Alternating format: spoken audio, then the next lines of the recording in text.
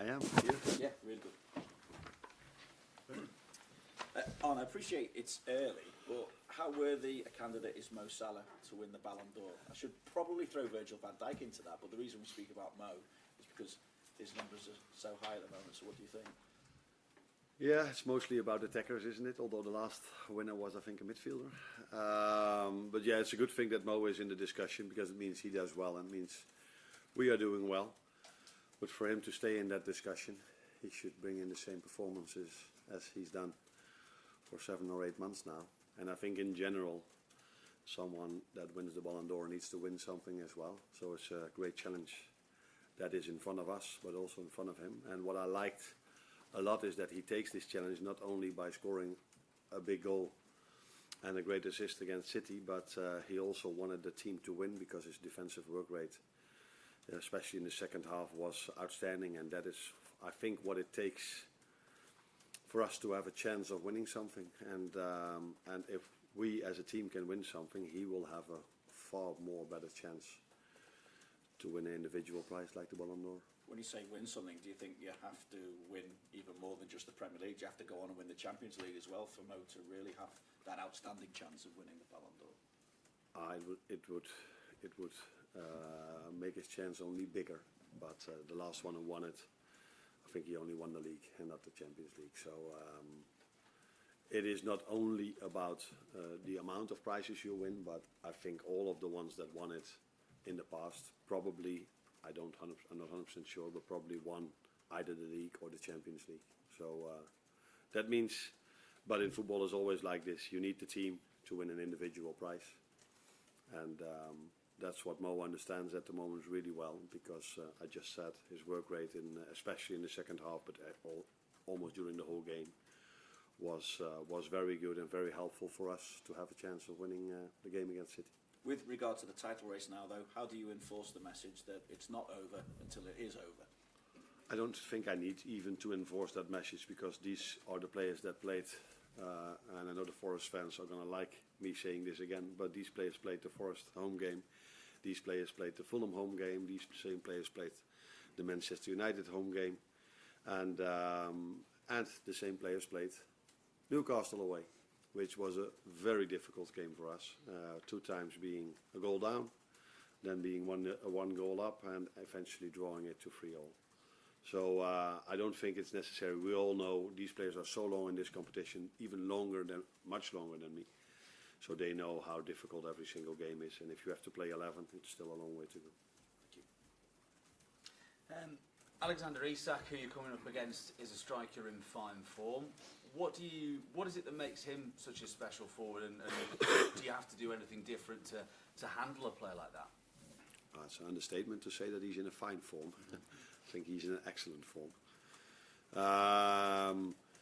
Also over there, it's the team performance that will help us controlling him. So the more ball possession we have, the easier it is to control him, although he's definitely a threat on the counter-attack as well. The good thing for us is that we've got 2 centre-backs that are probably one of the best players that are able to play against him. I don't say this in perfect English, but what I mean with that is that we've got 2 very, very, very good centre-backs, and that's definitely what you need if you face a striker with the quality of Alexander Isak. So, but also with him, it's not only about him. I like the style of play that Eddie Howe introduced there. They're always a team that is has a very good game plan. They're really intense. So with and without the ball, high intense tempo in the game. So that helps a number 9 as well, because the better your teammates are, the more chances you get. And he's not the only offensive threat they have. I think Gordon and the right winger as well. So they're a big threat. So yeah, it's not only about him, but he's definitely having a great season. Obviously, it was 3-3 the first time you played them. They're just coming off the back of winning 4-3 against Nottingham Forest at the weekend. What does that tell you about them? That they can score a lot of goals. And that's what I was just talking to you about. They have so much offensive threat. And I think normally they are not a team that concedes so many goals, because they are very aggressive in defending as well. As I saw, out of interest, not for this game, but just out of interest, the semi-final they played against Arsenal, Now we all know how well Arsenal is when it comes to attacking, also in defending, but in this situation in attacking.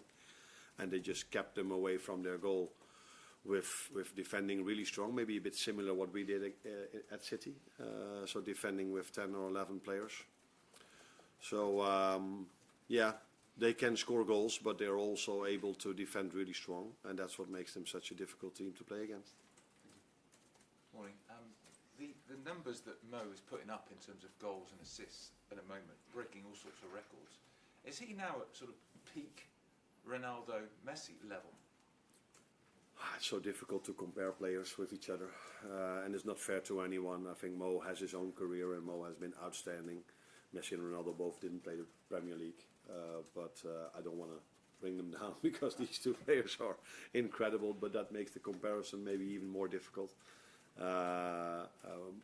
So Mo has had some outstanding seasons here at Liverpool, and we hope he can continue this for a longer period of time. But to do that, he first has to extend his contract, of course.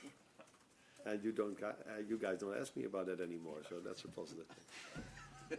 This is obviously the final Premier League game of that run of 5 and 15 days, before a few days at least off. What toll does that take, though? Do you have to think about freshening it up, or how difficult is that? I'm not so sure if it is difficult,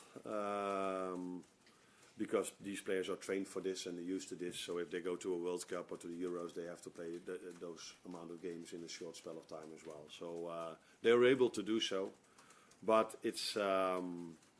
I sometimes feel like if we have one game in between and the game starts, I'm like, they're not as aggressive as they were. So they're in a certain rhythm, and they've shown this season many times already that they're able to.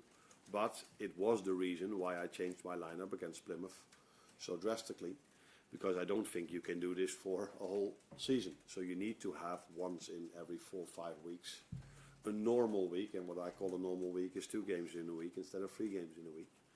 Of course, that hurt us in the FA Cup, but it also means that these players are now able to play 5 games in a row at the highest possible level. On Sunday, just going back to Mo, you spoke about the need to win a second Premier League title. All professional athletes are competitive and driven, but what is it about Mo that you've noticed that drives him? That's the best question to ask himself. What drives him the most? But what I see is a top professional, not only what you guys see on the pitch, but he comes in early, works so hard on his body. And sometimes I get to see a few Instagrams, and I think that he works even at home as well. So if I see how much work they put in over here, and then to do something extra at home, I think he found the balance for himself to get the best out of himself. That's also what comes with experience. With playing so many games at the highest level, he knows now what to do to treat his body in the best possible way, and for him to get the performances in that he does.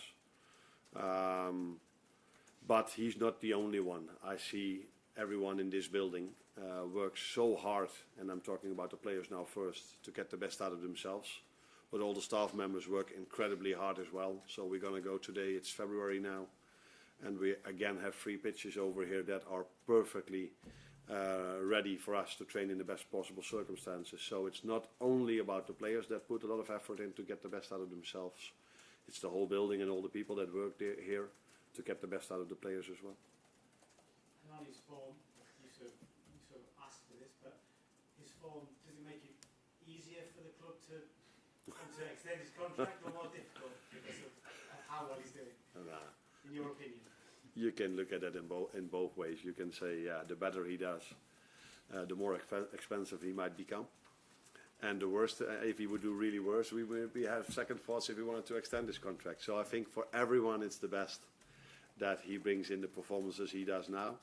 Maybe only for the one that has to pay him, it's not the best. But for everyone else, it's the best. Because if you want to play at this club, you need to be at his level. Otherwise, yeah, probably you are almost useless to play at this club, because we only need players that are at the top of their game. Because this is one of the best or the best club in the world to play for. So, yeah, he needs to have these performances for him to play here and hopefully to extend here. Any more for the Beatles? Will? Is there any more on Conor Bradley-Arnold and Lex McAllister? Looked like he has a black eye. Is he going to be all right to feature? Yeah, I think he will. He will train with us today. Connor doesn't. He's out for a few weeks. So I cannot exactly tell how many, but it's clear that he went off with a muscle injury, and that's going to take a while before he's back. Thanks, Arne. Thanks. Okay.